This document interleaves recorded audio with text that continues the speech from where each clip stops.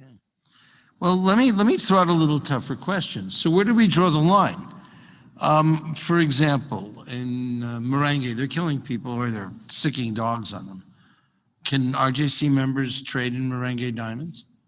Do we have a red line anywhere in this industry about something like that? I don't want to be negative. So, the advocacy NGO positions, I don't see Global Witness here. I do see other people that are maybe development NGOs rather than advocacy NGOs. And I'm not a big fan of being evil and fighting and being negative all the time. But the question is, where do we draw the line? If they're killing people or let's take a look at Sierra Leone. Okay, so there the government insists that anyone that wants to come in from the outside to pay competitive prices for diamonds has to exchange their money at the formal exchange rate, which could be 10 to 20%. Different than the exchange rate, the black market rate, which is used by the local market people to buy diamonds.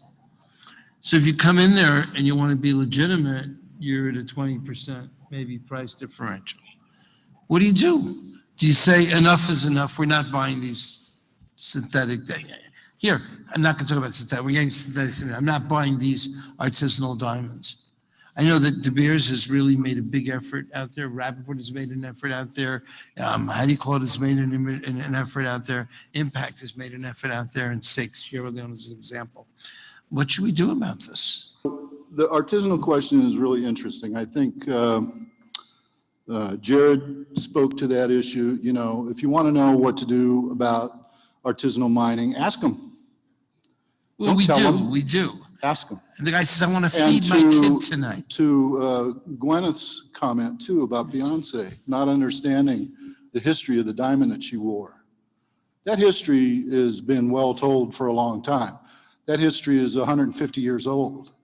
The truth of the matter is the industry has left the artisanals at the bottom of the pile, and that's mostly a question of value added. And so these countries like Sierra Leone, what they get from their diamonds is it. There is no value added in Sierra Leone. And it's become basically a money laundering scheme, which you were kind of referring to.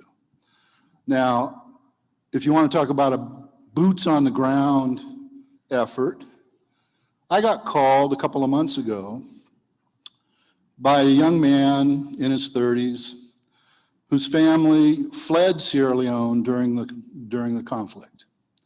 They were lucky enough to win a lottery for a US visa to come to the United States. They come to the United States when he was a young man. He went to school in LA. He's now a graduate student at Carnegie Mellon in Pittsburgh, working on his PhD in natural resources and in particularly minerals and development in the third world. And he wants to give back to Sierra Leone. His best friend growing up can't read, can't write, and is working in the mines in Sierra Leone. He has a master's degree from Parsons School of Design, and he's working on his PhD. His PhD project is to start to create a value chain starting in Kenema and Bow, where he grew up. So that's what we're embarking on now, and we're putting some of the pieces of that puzzle together. It's very ambitious, and it's from him, and it directly involves him. It directly involves gold from Sierra Leone, diamonds from Sierra Leone, artisans making jewelry and designing jewelry in Sierra Leone, and his target market is the African diaspora around the world, in particular, African Americans, but also Africans all over the world who are extremely well off in many places. And he talks about a concept called storied diamonds. Diamonds with a story. And he understands full well, in order for people in his community that he came from to get ahead, it's not a question of changing the mining practices. It's a question of what he came to me for, actually Mickey as well, is to begin to train people to cut diamonds there in Sierra Leone. From that, we talk about already adding what you were talking about, managerial skills, entrepreneurial skills, so they can take and benefit from the diamonds the way the first world has benefited from the diamonds from Africa forever. So this is the type of project that retail jewelers can get behind. They can create a brand. They can create a specific brand for a specific audience if they want. We have fair trade jewelers lined up who claim that they actually can get a premium because they have customers who actually do care and are willing to spend the money if they know that the story is honest and compelling. So, I mean, I feel very fortunate to be in this position right now. It's, you know, it's very grassroots. It requires, he has put a ton of effort into it. He realizes he needs experts to help him along the way. There's a lot he doesn't know. And a lot of it involves money. You know, he's actually raised quite a bit of money himself, but it's not enough to make the kind of impact he wants to make. So this is the kind of effort that not only can be done, I mean, we've talked about it for years now. This is the kind of stuff that has to start somewhere, to your point.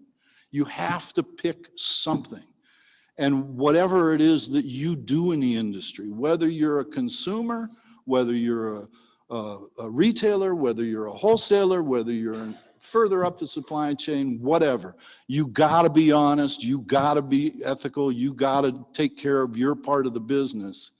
And everybody you do business with has to understand and fully embrace that this business is a set of relationships based on that honesty. So the standards are one thing, but those standards and the definitions of those standards are another thing.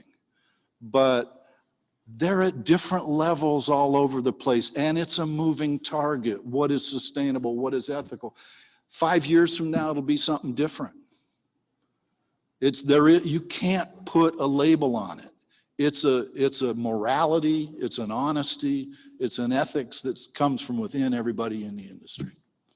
End of speech. No question. All right, thank you. No, I think that that's very relevant. You know, we organized. Oh, I'm sorry. My name's Martin DeWitt. I'm a diamond cutter, American diamond cutter. It's my company. Right. It's fantastic. I think that his point is so correct because, look, we brought people to Sierra Leone. We brought people to Surat. People meeting people. People interfacting, and they made great connections. I was just talking to a woman who was in Surat with us, and she's going to visit, I don't know, Hare Krishna or someone. The point is that making these artisanal diggers part of the society and part of the community of the diamond and jewelry industry, bringing them here, going there, finding ways to make those connections might take us somewhere. But are there any diamonds we shouldn't buy? Maybe that's, you know, and I do believe in what you're saying. But are there any diamonds we shouldn't buy? And then, you know, I would say to the ARJC, someone else say, are there any limits? No. Here's a red line. Don't go above the red line. Don't go beyond the red line. Is there any, Iris, is there anything there that you would say to your members, don't buy these diamonds? Is that possible? Martin, I think the point, what we're heading at, which is great, at the end of the day, it's also about morality and values of the leaders of companies. We have, 60, 70% family businesses around the world. So these are all individuals and leaders who need to have a set of values and morals to do right. Yes, I don't think we should buy diamonds if there have been unethical practices or if laws have been breached, if there are serious human rights abuses and no one is doing something about it, because it's just not right? Yeah, I think there are definitely limitations, and that's where the consumer will step up, because there are activists, and these millennials and Gen Z will do their research and they will find it.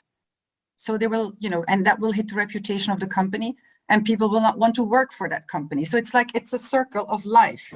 And if we are not going to work on that, we will lose it. We will lose the market. So I believe that's a shared responsibility of integrity and accountability. And that's a serious responsibility for all of us around the table.